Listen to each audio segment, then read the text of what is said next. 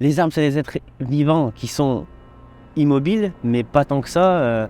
Eux, ils se reproduisent comme nous, ils transpirent. Donc par exemple, pour la reproduction, ils comptent sur tous ces petits animaux, les petits écureuils qui va prendre le gland au pied du chêne et puis qui va l'emmener à 150 mètres d'ici, et puis ça va recréer un nouveau chêne et puis une nouvelle vie commence, quoi. Donc ça, c'est quand même fabuleux. C'est la nature, il n'y a rien de plus beau que ça. On apprend beaucoup de choses sur les arbres qu'on savait pas.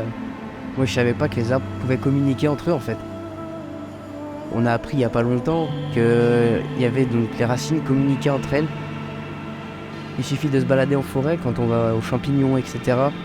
Et regarder les souches qui sont coupées. Il y en a qui vont se refermer avec le bourrelet cicatriciel.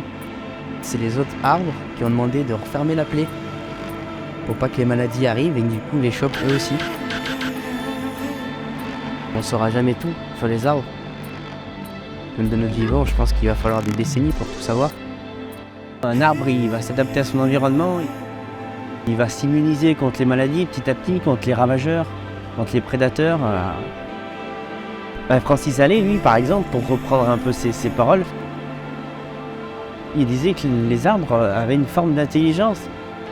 S'il n'y avait que des arbres, pas de bâtiments, pas de bâtis, les arbres ils se géreraient tout seuls parce que ils savent très bien gérer leur démographie. Celui qui a assez de lumière, il va pousser, sinon il va mourir, il va tomber, il va créer de la matière organique pour les plus vieux. Enfin, ils savent se gérer eux-mêmes, les arbres. Les hommes créent une contrainte. Si on en vient à ça, on va travailler pour l'homme et pour l'arbre. On va essayer de trouver le juste milieu entre l'homme et l'arbre.